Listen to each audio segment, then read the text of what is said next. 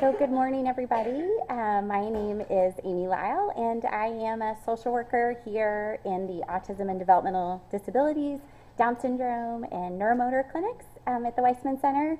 And as Bill said, I'm also a lead for the Waisman Resource Center. And prior to working here, I was a case manager in the Children's Long-Term Support, Children's Waiver and Family Support programs here in Dane County. And, oops, I didn't mean to go ahead yet. Sorry about that. I'm not really well versed in PowerPoint. This presentation was initially developed by myself with Julie Hajewski, a parent and nurse practitioner and friend of mine. Julie was unable to present with me again today. However, it is from her, as well as all of the other parent and caregiver experts in this room and beyond these walls, whom I credit with helping to teach me how to think about safety for children who are curious, perhaps busy, perhaps overwhelmed, who are at risk of wandering or running away.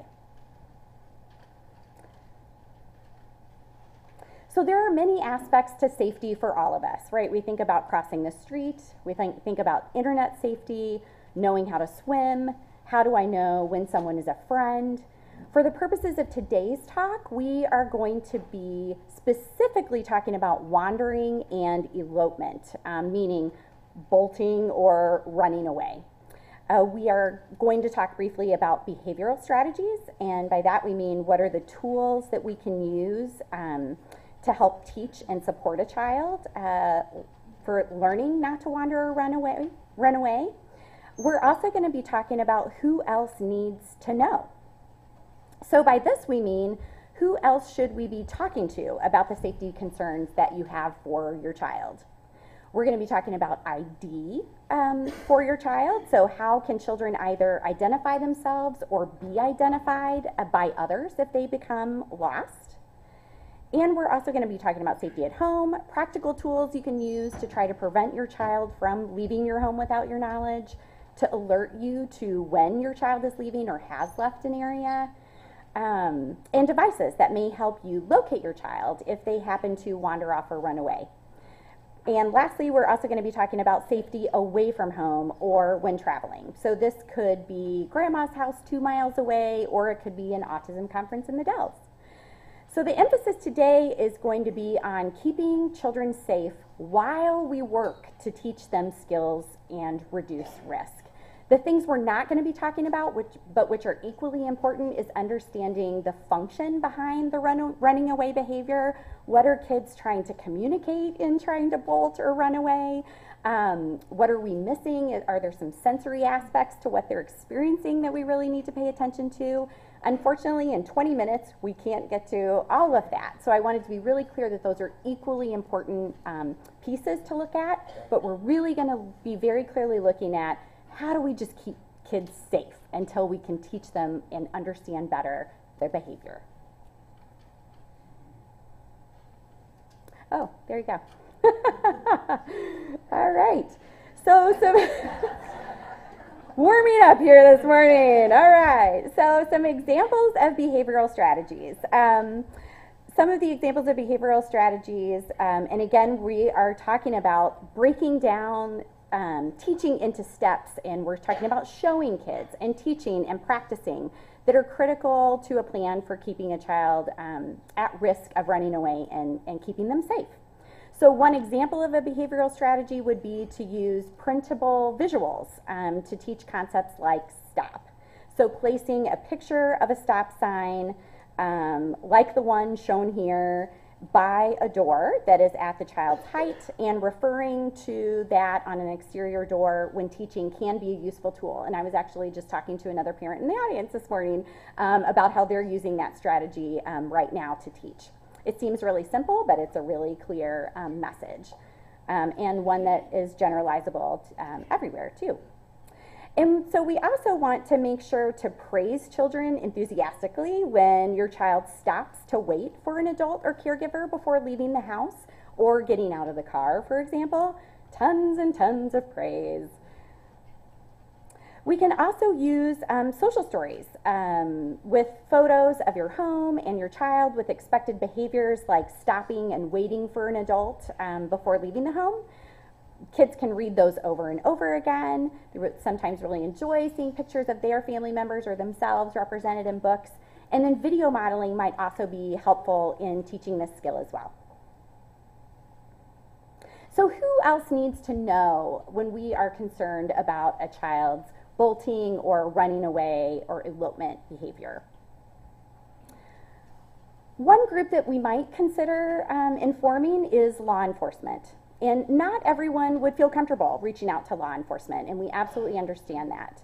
However, some families do proactively contact law enforcement agencies that cover their area. So it might be a city police department, it might be a sheriff's department, and let them know that they have a child with autism in their home who is at risk of running away.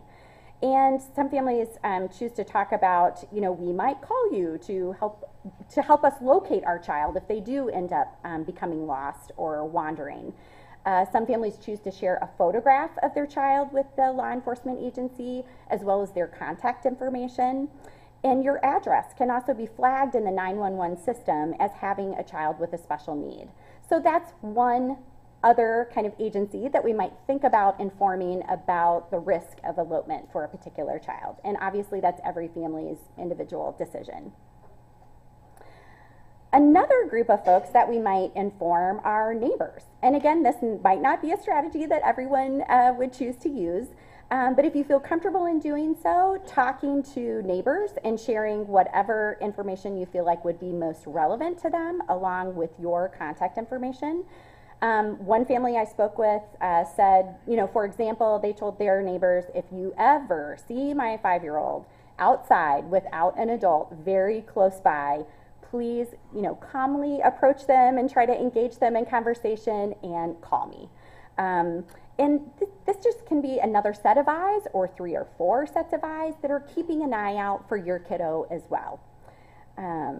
So neighbors are another group that we, want to consider if it fits for the family. And school. We also encourage families to let school know about if their child is at risk for bolting or running away as well. And I have found that families have to be pretty firm and clear and very specific about their safety concerns when talking about school, and sometimes even really specifically ask that the safety concerns be represented in the IEP. And then there's the additional step that needs to happen of everyone in the school knowing, because we know not everybody in the school reads every IEP for every child. So what's going to be the communication strategy among school staff to make sure that everyone is aware of the risk of running away for this particular child?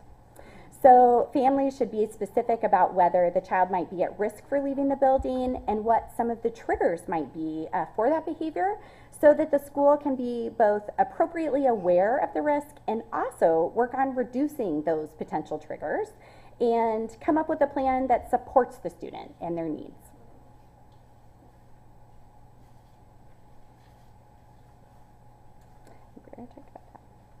Okay, so another really sort of obvious strategy that I think we all think about are ID for kids. But it can be challenging to find one that might work for your particular child. When a child is not yet able to communicate their identity and is at risk of wandering or running away, we really want to make sure that we have some way, some form of ID on them that helps them be identified if they are found, out wandering. So happily, the internet is full of creative and non-scratchy, itchy forms of identification these days. These include soft ID bands, neoprene bands, as well as the good old standby ID bracelets, medical alert bracelets. And some children might find it more tolerable to wear the ID bracelet over a sock on their ankle versus on their wrist. And for some kids, this kind of ID is just never going to be option, so we have to think about other strategies. So shoe tags might be one other strategy that you might look at for your child. Of course, this doesn't help a child who might not have their shoes on, who bolts out the door at home. Parents are like, oh, you're so funny. You think my kid has their shoes on when they're running out the door. They don't stop to do that. But for kids who are already out in public with you, maybe at the grocery store or at a family event or a fall festival, and they already have their shoes on, shoe tags can be a way that ID can be attached and not be such a sensory bother to the kiddo. So now we're going to move on to talking a little bit more about safety at home. And some of these are going to be really obvious. You've seen these lots and lots of times kind of products. These are the types of products that are going to look familiar to everyone, but it's just a reminder that they exist. So appliance straps for things like microwaves or oven doors are available. And Julie, my friend who I mentioned earlier, when her family travels, she actually always has a couple of these straps with her, along with Goo Gone to remove the adhesive after she has used them, which I thought was brilliant. So she takes these to secure the microwave at grandma's house or in the hotel room when they're at the Down syndrome conference or the like. Again, this is a strategy that many folks have used and also seen. There are so many gate options. You really have to figure out which one is best for your child and your environment. Julie is a big fan of a simple pressure gate like the one pictured here. And while her son can absolutely climb it and knock it out of a doorway, that clatter is what gets her attention and gives her enough time to redirect the behavior.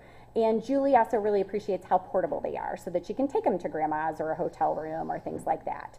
So it's not so much absolutely preventing the child from moving about, it's the awareness so that you can be aware and be able to keep them safe.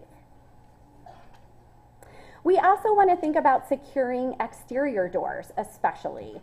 And this slide shows several strategies including door alarms that you might place on exterior doors, a lock that is placed higher up on an exterior door and folds over, again preventing the exterior door from being opened and the child running away or out into a busy street, for example. The lock on the far right, which is kind of more of an illustration of a lock, is actually portable. And it is one that can be inserted into the door jamb. Whoops, I went ahead again. Sorry about that. Can be inserted into the door jamb and then cinched, which prevents the exterior door from opening. And it has been used by families I know on family members or friends' front door when they go to visit others, on hotel room doors that have sort of the lever doorknob, and also, for example, on a door to a basement so that one child couldn't get access to the water heater that he was very fascinated by. Again, we want to caution that none of these are foolproof and nothing is a substitute for really close supervision.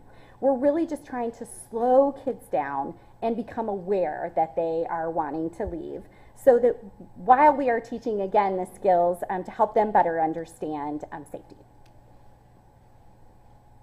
So this is Julie's back door, and she gave me permission to use this photo. And there are, she refers to it as one back door, many strategies. And so it's a little tough to see, but you might be able to see that there's a behavioral strategy being utilized, which is the sign hanging from the doorknob, which has a kid walking and then a red, X through it. So that's that's right at her son's height, and that's what they point to when he might be trying to leave. There's also a containment strategy, which is the sliding lock at the very top, which is out of her son's reach, at least right now, but within the reach of siblings, so they can get out, in and out, helpfully. And then there's also an alert strategy. So there's also an audible door alarm on this door that lets Julie know when her son might be trying to leave. She also has other children, as many folks do, and so multiple strategies are helpful because none of them are 100% effective. We are all human and none of us remember to always lock that door, especially if we're leaving and others are still inside. So this is just a really great illustration of what one family has done to try to keep their kiddo safe until he can learn the skills. So other areas to keep in mind of the home are windows and sliding glass doors. The photo on the left shows one strategy of a non-permanent window lock. It's called a window guardian. That is a suction cup. So it allows a window or a sliding glass door to open a certain amount to allow like a breeze through, but not enough for a child to fit through. Several of these window guardians can be used higher up on a sliding glass door to prevent it from opening. So they are suction cups, so they can be pulled off by a taller or very determined kiddo. For families with second-story bedroom windows, we might really consider more of a hardware solution versus a suction cup solution. But for many families who rent, who have landlords who are really picky about what kinds of hardware they can place on things, this might be an option.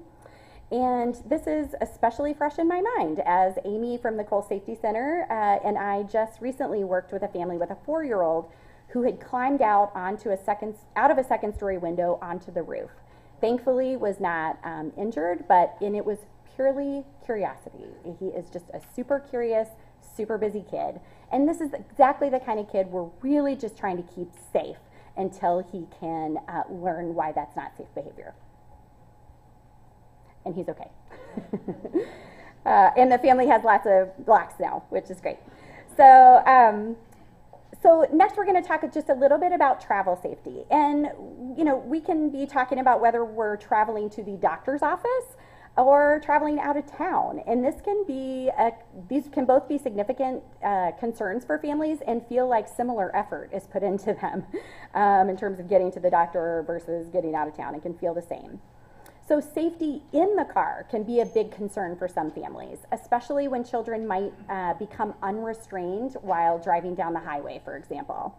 So in the photos here are shown several car seat strategies that can be used in the case that a child is unbuckling themselves repeatedly. So this isn't just like a one-time thing. This is happening all the time, at least until we can figure out a solution to what might be causing this behavior. So if you have a child where safety in the car is a concern, meaning they are repeatedly coming out of their 5-point restraint car seat harness, I would really highly recommend making an appointment with someone, for example, like the Cole Safety Center at American Family Children's Hospital across the street. I'll talk more about that in just a moment, the services that they provide. To see if a change in car seat, might first be recommended. Is it comfortable? Is it secure for the child? Are they feeling secure in the car seat? Before we would ever look at some of these more restrictive options, I do just want to point out that they do exist for those very, hopefully few situations when we are just not able to keep a kiddo secure in their seat, and it really is causing a danger, not only to the kid, but perhaps to the driver too. That the middle picture actually shows a buckle cover for a 5-point harness that you have to access from the front. So there really isn't a way for the child to get up and under and do that motion to unbuckle that last restraint that might be remaining. And then there's also on the right-hand side a lockable chest clip. And again, it's not one that would require a special key or anything like that, because obviously we want to be able to get kids out of car seats very quickly in safety situations. These are last resort types of solutions that we just wanted to make you aware of, and hopefully not needed by too many families. So again, when traveling, we also want to think about ID, especially if you have one of the kids who's just not able to tolerate any kind of wearable solution. There are strategies like temporary tattoos or printable ID bands that are similar to ones worn at water parks, for example, that sometimes are more tolerable. And so those are things to just keep in mind as well. This is something my colleague Julie, again, found this great idea. And actually, I think it was Grandma, I think it was Julie's mom that found this great idea and shared it with us. And some of you may already know it. This is sort of the Pinterest version of a temporary tattoo, which is taking a Sharpie marker and writing your contact information on it, and then covering it with a liquid bandage and letting it dry. And voila, you have like a really short-term solution to having your kids' contact information available. Next, we are going to talk a bit about electronic devices as a possible tool for families. There are many devices on the market now that continue to be more affordable. Again, this is a strategy that some families would never want to use or need, but for others help to have an additional tool while they are keeping their child safe and using behavioral strategies to teach them skills that they need. So the Trax and the AngelSense devices, which are the two on the left, utilize GPS technology to locate the child. The device on the right, My Buddy Tag, does not use GPS but uses Bluetooth and a cell phone to alert you, so a loud alarm goes off on your phone when your child would go beyond a certain perimeter from your phone. So let's say 50 feet or something like that. It would make an alarm sound on your phone. It also would alert if the band is submerged in water for more than 8 seconds. And the device on the right costs about $25 at cost, the Buddy Tag. You may be familiar with some of these that are featured. The one on the left is the one that my colleague Julie, who I keep talking about, uses with her son. It is a small tile that her son wears inside a very small belt with a pocket that's typically used for pediatric insulin pumps. And he is in the routine and used to putting that thing on every single day. It's just part of what he wears now, and he's very used to having it on his person. So Julie gets alerts when her son leaves school. However, it does go off when he's in the art classroom for some reason, so they are imperfect. She just kind of knows that now, but it does demonstrate that there is no 100% solution. So there are pros and cons to the devices that use GPS technology, and I'll just go through these really quickly. So pros are that they're widely available, there's a wide price range, they work well most outdoor locations, they're typically used with a cell phone, they're rechargeable. Cons, however, are that they don't always work well indoors. So if you have a kiddo who likes to go hide and not let you know where they might be, but they might be close by, the GPS technology might not be as well suited to that. Most require a monthly data plan, they're not typically waterproof, and battery life can really vary. So another type of tracking system that's used is radio frequency to locate a missing child. These are typically programs run through law enforcement agencies. For example, Dane County has CareTrack, and Adams and Sauk counties have Project Lifesaver. This system works by your child being fitted with a specialized band that looks like a large watch, and it's worn either on the wrist or again like over the sock on an ankle. And in case of emergency, if your child were to get away, you would call 911 and the sheriff would come out with specialized telemetry equipment to locate your child. So for some families, the length of time that it would take for the sheriff's department to reach them with the equipment is a deterrent to utilizing this type of system. However, for some families, for others, they only want a system that they would use in case of emergency. They don't want to be tracking their child's movement. So again, every family, every child is unique and requires unique solutions. And there's no one size fits all.